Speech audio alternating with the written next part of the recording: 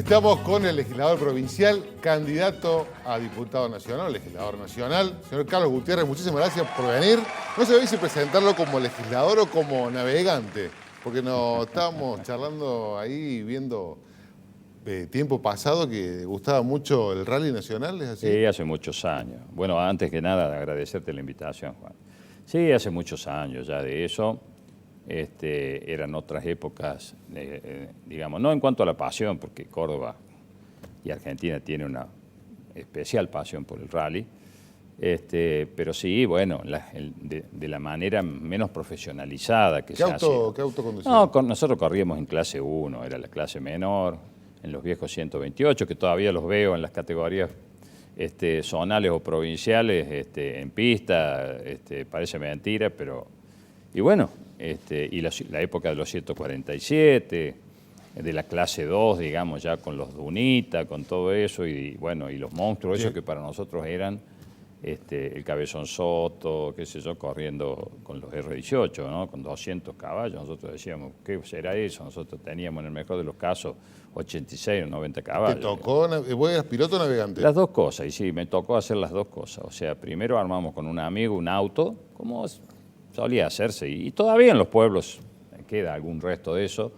La peña, los amigos, el que te ayudaba con un poco de nafta, el otro te compraba una goma, el otro te ayudaba con el asado para el fin de semana, el otro ponía la camioneta como auxilio, en fin, es decir, y armamos un auto de cero con fierros de Luis Cosma, de aquí de Córdoba, era todo un tema, tapa y leva de Cosma, era ya toda una garantía, y bueno, y empezamos y nos fue regularmente, o sea, bien, razonablemente bien para el nivel nuestro. Y después sí, una copa ya llegamos a ganar algunas fechas del zonal. Ajá. Recuerdo una especialmente en San Pacho, después ganamos hasta la última etapa de un Gran Premio de San Luis, íbamos punteando nosotros y bueno, cortamos un resorte de válvula, me acuerdo, y perdimos. Bueno, fue una de las grandes frustraciones, pero eran otras épocas. Cuando van en la ruta ahora con la comitiva y pasa algo en el vehículo, ¿tiene algún desperfecto mecánico? ¿Sos de decir, no, chicos, déjenme, vamos a ver qué es lo que pasa? Bueno, lo que pasa es que a los que nos gustan los fierros, uno ha desarrollado, digamos, una sensibilidad especial para sentir el auto. Cualquiera sea el vehículo en el que anda, a mí también me gustan las motos, también hago ciclismo, o sea, siempre me ha gustado, los fierros. Entonces uno desarrolla esa sensibilidad de darse cuenta si hay desde una goma baja en presión hasta si hay algún problema, una pérdida en el escape, o si hay algún problema en el motor o un inyector que está bien o mal, cuando vos te das cuenta que el chofer ni se da cuenta. Bueno, esas cosas sí, porque uno se ha ido metiendo, a pesar de no ser un mecánico como tal, uno algo entiende de las cosas.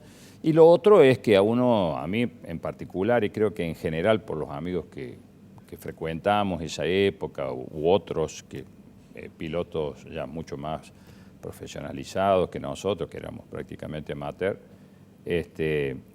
sí queda un sentido de esta cosa de que vos sos piloto de carrera y andas como loco en la ciudad o en la ruta, no pasa. O sea, al contrario, vos desarrollas un respeto por lo que por lo que es la conducción veloz, muy especial, porque bueno, sabes lo que son los límites, sabes lo que duele un palo, como decimos nosotros. Nosotros nos pegamos algunos bastante fuerte y bueno, y eso queda grabado en el cuerpo. Yo te lo puedo sintetizar porque muchos de mis amigos me dicen, che, ¿por qué no alquilamos un auto y hacemos aunque sea un rally? Y yo les digo siempre, como broma tal vez, pero les digo, mira, si yo me subiera a un auto de carrera ahora, capaz que a los 500 metros me bajo y le digo, vayan ustedes, ¿viste? Porque bueno, son momentos de la vida, cuando sos joven, vos tenés el límite que exige también, digamos, el manejo del límite que exige la conducción de competencia, es una línea muy finita, antes de la cual vos no ganas y después de la cual te pegás, o sea, terminás no sirviendo tampoco al equipo o al objetivo que que te trazas. Bueno, hablando de equipo y objetivo, fue una buena elección en las PASO, esta boleta corta que ha implementado Schiaretti, que han acompañado a ustedes. ¿Esperan que ahora, en esta ya elección definitiva, sea un resultado, lo voy a preguntar de otra forma, sacar el mismo resultado o que ronde más o menos en los mismos números? ¿Es un buen resultado? ¿Esperan más que eso? ¿Cómo lo ven? Es un buen resultado, porque tal cual vos lo expresás, el guarismo obtenido en las PASO fue muy bueno, fue realmente muy bueno. Y bueno, y repetir ese número no sería malo, sobre todo en el contexto de la polarización tan marcada y creciente, ¿no? ¿La gente sigue creyendo en Macri? Yo creo que la gente, sinceramente, está muy desorientada, está en un estado de anímico de no creer prácticamente en nadie. O sea, ni en Macri ni en Fernández. Yo creo que no hay entusiasmo, yo lo voy a poner en esos términos. Yo no veo que esta sea una elección, ninguna elección en los últimos tiempos genera demasiados entusiasmos como por allí las que se protagonizaron inmediatamente de la recuperación de la democracia. ¿El cordobés le tiene miedo a Fernández por lo que ha pasado con Cristina? A mí me parece que el cordobés en general responde a ese dicho del campo: el que se quema con leche ve una vaca y llora. Es decir, me parece que el cordobés quiere a lo mejor creer en Fernández. Fernández ha sido un hombre que ha venido a Córdoba, ha pedido disculpas a los cordobeses por las macanas que se mandaron en el gobierno atacando a Córdoba innecesariamente, porque la 125, yo era por entonces ministro de Agricultura, del entonces también gobernador Schiaretti, y fue un ataque al campo innecesario, se podría haber negociado de otra manera, fue la confusión de estas categorías ideologizadas de una sociedad rural, de un hombre de campo que ya no es el sujeto del siglo XIX, de la famosa oligarquía, o sea, sino que es hoy el sujeto más capitalista en términos de definición rigurosa, que existe en Argentina, porque es el que reinvierte siempre acá, el que no se lleva la plata afuera, es un capitalista en serio. Vamos a tener el 24 de octubre, se supone, una de las marchas dentro de esta gira nacional que está haciendo el presidente, una de las más grandes se va a dar. Primero el Obelisco, se supone, estamos haciendo futurismo, y otra en Córdoba. ¿Eso suma votos para Macri, suma confianza para Macri, refuerza el voto que ya obtuvo y no va a agregar nada? La verdad que a mí me cuesta ponerme en analista sobre todo de los demás, digamos, ¿no es cierto? Eso tendrán que saber. Eso no depende de ustedes, digamos. Cómo le vaya a Macri no depende en absoluto de la boleta. Ni cómo le vaya a Fernández tampoco. O sea, el gobernador incluso lo ha dicho con mucha claridad. Si yo me definiera, eso no le aportaría, no modificaría un voto de los cordobeses, porque los cordobeses saben perfectamente qué están votando en cada una de las categorías electorales. Se trate de la Intendencia de Córdoba, se trate de cualquier intendencia o municipio del interior, se trate de la elección para gobernador o se trate de la elección presidencial. Y la elección presidencial, usted va a tener su boleta, supongo que se va a votar.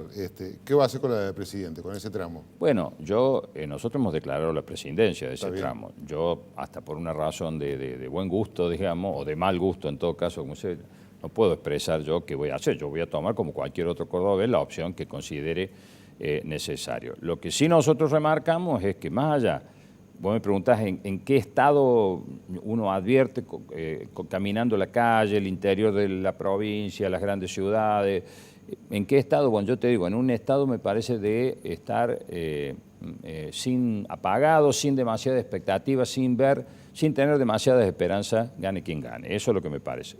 En ese contexto me parece que nosotros, la boleta de Juan Schiaretti, los diputados de Juan Schiaretti, me parece que tenemos una chance de crecer, porque también me parece que los cordobeses en ese estado pueden tomarse esos 30 segundos para merituar en este contexto la necesidad de diputados que no ahora como promesa, que siempre que han pertenecido a una fuerza política que hoy encabeza Juan Schiaretti como gobernador. Y que han cumplido con esta consigna de defender a Córdoba. Si el gobernador dice hay que votar a alguien, ¿usted cree que la gente lo va a seguir? No. Si lo dice Gutiérrez, ¿tampoco? No, absolutamente no. ¿Qué sugerencia le daría al que lo está viendo en el caso de presidente? Sí, Macri yo lo votaría por esto, a Fernández yo lo votaría por aquello otro. Yo lo que creo ¿O no lo votaría Juan, por alguna no, de las yo lo cosas? que creo que más que yo decir por qué o qué no, la situación económica, la situación social, la situación de hartazgo y de caída libre en un montón de variables, eso está más que claro que no es buena.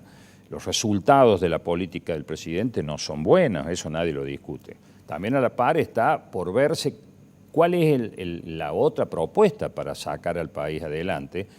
Y a mí, digamos, me parece que lo que está faltando acá es algo que hablábamos contigo fuera de cámara, que vos me decías, sí, bueno, pero, y me lo decías con razón, cada 4 años pareciera que la dirigencia se acuerda de generar ese famoso pacto social o acuerdo para sacar al país de las sucesivas crisis y no lo hace. Claro, pero yo estoy absolutamente seguro que el camino que incluso había comenzado a caminar José Manuel de la Sota, con esa prédica de decir, che, en Córdoba nosotros lo hicimos, da resultados, hay que sentarse, no se puede gobernar para una sola fuerza política, no se le puede dar respuesta a quienes te votan y no a quienes no te votan. Bueno, pero ahora tiene todo un peronismo unido del otro lado. Y bueno, pero esa es una parte. Argentina, por importante que sea, y el guarismo sea importante de resultados, sigue siendo una parte. Y la otra parte, es decir, va a seguir alimentando las emociones y contraemociones de una grieta que no soluciona las cosas. Yo de lo que estamos hablando, nuestra prédica, esta que comento que llevaba adelante el doctor de la Sota, es algo distinto, es un acuerdo como lo tuvieron otros países en dificultades, España con Moncloa, bueno, ya el pacto de la concertación en Chile, aquí nomás, allende la frontera. Me parece que esa es la solución, esa es la piedra de toque, la base sin la cual Argentina no va a salir, Juan, adelante. Nadie per se, o sea, por sí solo. Lo está impulsando ahora el candidato Fernández. Bueno, en buena hora que lo haga. Yo la verdad que digo. O sea que su voto se acercaría un poquito más a Fernández. Yo digo, que es lo que está haciendo gane Macri. quien gane como presidente, sí. Me parece que lo importante va a ser que construya lo más rápidamente posible ese pacto, porque solo nadie va a poder superar las dificultades. Bueno, usted va a conseguir una banca, eso no cabe duda, se va a sentar en y yo he leído que dice, yo me quiero sentar ahí para discutir los temas importantes. Así es. Bueno, este es uno de los temas fundamentales, no importantes, este es fundamental. Bueno. De allí se van a desprender qué vamos a hacer con la deuda, qué vamos a hacer con la deuda, qué vamos a hacer con el sistema impositivo, qué vamos a hacer con la deuda se refiere por un tiempo a la renegociación de la deuda, pero la deuda ahí está, hay que pagarla, el default no es un camino ya posible, bueno, todos los candidatos lo han, a diferencia del pasado, lo han ratificado en ese sentido. Me parece que es un gesto de madurez. Argentina no puede defaultear su deuda. Retenciones al agro. ¿Va a impulsar algún proyecto el agro, digamos, si hay una vuelta a las andadas respecto de impuestos como el de las retenciones, yo me voy a oponer, porque nos hemos opuesto siempre, pero no yo, Carlos Gutiérrez. No yo, Carlos Gutiérrez, cuando fui ministro de Agricultura. Ningún porcentaje, digamos. O sea, lo mínimo habrá que ver qué porcentaje. O cambiarlo por algo. Bueno, cambiado o morigerado de alguna manera, o en función del agregado de valor o no, las retenciones móviles o no móviles, qué pasa con las economías regionales. Lo que quiero decir es que la retención como tal es un mal impuesto. Yo en ese sentido, nosotros como fuerza siempre hemos apostado a ir en pos de impuestos como es el de las ganancias, que son imposiciones mucho más justas. ¿Córdoba es un buen ejemplo en eso? Sí, claro que es un buen ejemplo. Es un buen ejemplo a tal punto que somos la única provincia que ha hecho los deberes emanados del pacto fiscal que firmaron todas las provincias, o casi todas las provincias, los únicos que estamos y que ya tenemos fecha para haber aunado, por ejemplo, el impuesto a los ingresos brutos, que dicho sea de paso es un mal impuesto, y nosotros lo hemos ido bajando con el impuesto al IVA y hacer un solo buzón de pago, por llamarlo de alguna manera. De eso somos nosotros los que hemos modernizado y hemos mejorado la posibilidad, el acceso al pago de impuestos, que ya que se trata de una imposición que no es simpática para nadie, hacérsela difícil encima al ciudadano es una torpeza enorme que el Estado no se puede permitir. Bueno, nosotros hemos avanzado en todas esas cosas. Le voy a cerrar con esta. Se está viviendo, Córdoba tiene algunos brotes verdes, como se decía hace un par de años atrás. La maquinaria agrícola con Acron, que está exportando a todo el mundo y ha comenzado a exportar de manera ya constante a Estados Unidos. El boom de la carne. De repente Argentina se ha convertido en exportador de carne, algo que no ocurría, y Córdoba también tiene ahí una presencia fundamental, con frigoríficos que crecen y crecen constantemente. La industria manicera. La industria manicera, bueno, el software también es otro brote verde que tiene Córdoba. Hay, desde Hacemos por Córdoba, desde Gutiérrez, algunos proyectos que ya están pensando que van a llevar a la Cámara para esas unidades productivas. Bueno, lo que... Más allá del discurso, es las intenciones. No, pero nosotros siempre hemos tenido en ese sentido una actitud coherente. La defensa, por ejemplo, de una economía regional. Llevar la economía la única economía regional, el lugar donde se plantan, la cantidad de hectáreas que se plantan de maní y la cantidad de toneladas que rinde esa implantación, es Córdoba. El resto es un 3 o un 4%. Por lo tanto, no haber declarado en su momento a tal producción como economía regional era una torpeza, y nosotros lo planteamos y fuimos con la industria. Otro gran problema que tenemos, grandes productores de maíz, uno de los principales productores de maíz del país, y tenemos una industria etanolera en base a maíz, como Tucumán la tiene en base a la caña, y tenemos inversiones millonarias en dólares en ese sector. Ese es otro de los brotes, si vos los querés llamar así. Bien, sí, y tenemos una política errática, de errancia de parte del gobierno nacional, que castiga ese sector y nos pone prácticamente al borde de la quiebra, y con él miles de puestos de trabajo. Esas son las cosas que nosotros... tenemos una Córdoba que produce y le va muy bien en todo ese aspecto en ciertos del agro. Aspectos, porque tampoco somos una isla nosotros, ni deja de afectarnos. Le quiero llevar esto. Y la industria automotriz, que todavía se la sigue trabajando, se la sigue ayudando constantemente, y una industria que va en decadencia. No conviene por ahí prestar más atención al agro y dejar un poquito de lado la producción automotriz que se hace en Córdoba. No creo que una industria de la potencia, del perfil que tiene la industria automotriz cordobesa, que no es una industria, a mi criterio, condenada a quedar expuesta a lo que es la corriente inversora en este sentido en otros países en términos de competitividad. La industria de cajas de velocidad, de autopartes, de producto terminado con vista al mercado brasilero, cosas por el estilo, necesita otra cosa, necesita poder competir con una chapa, por ejemplo, que le cueste lo mismo que le cuesta al empresario brasilero, o sea, un 30% menos. Entonces, aquí, que hay mucho discurso, nadie dice por qué en el gobierno anterior, tampoco en nadie le puso el cascabel al gato aquí a los monopolios u oligopolios que determinan que esa chapa, o por ejemplo los caños, ¿ustedes se acuerdan del problema que tuvimos con los gasoductos troncales? Bien. Respecto del precio que los chinos nos hacían de los caños, y lo que una conocidísima monopolio argentino lo hacía, 30% más. Estamos hablando de los gasoductos. Gutiérrez, esas son las cosas que hay Muchísimas gracias por venir, gracias por su tiempo.